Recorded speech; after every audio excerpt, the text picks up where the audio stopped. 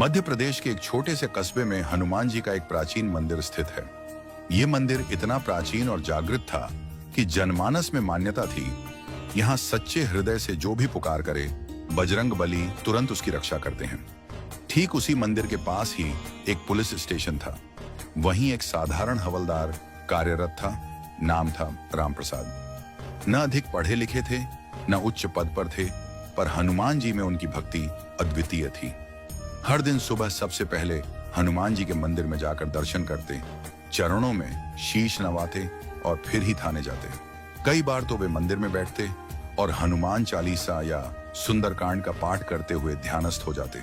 उनकी भक्ति इतनी गहरी थी कि कई बार आंखें बंद करके समाधि में चले जाते और 3 से 4 घंटे यूं ही बीत जाते। उनकी इस आदत से उनके वरिष्ठ अधिकारी, थाना प्रभारी बहुत नाराज रहते। एक दिन तो गुस्से में आखिरी चेतावनी दे दी, अगर अब एक दिन भी ड्यूटी में देर हुई तो नौकरी से निकाल दिया जाएगा। राम प्रसाद जी परेशान हो उठे। बोले, प्रभु, मैं आपके बिना तो एक दिन भी नहीं रह सकता, अब क्या करूं? अगले दिन वे मंदिर के बाहर तक आए, लेकिन भीतर नहीं गए। बाहर से ही प्रणाम किया और चलने लगे, पर मन बेचैन हो उठा। क्या नौकरी इतनी बड़ी है कि मैं अपने ठाकुर जी को बाहर से प्रणाम करके लौट जाऊं? नहीं, मुझे अंदर जाना ही होगा। जो होगा देखा जाएगा। नौकरी जाएगी तो जाए, लेकिन हनुमान जी कभी मुझे नहीं छोड़ेंगे।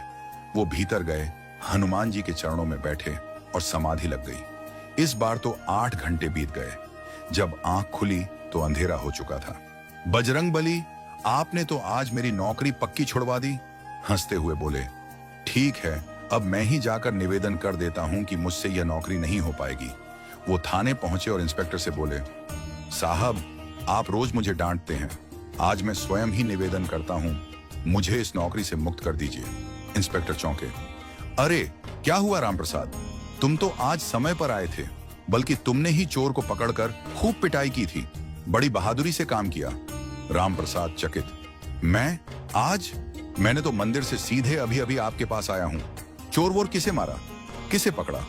तब सारे सिपाही बोले, क्या राम प्रसाद जी मजाक कर रहे हो?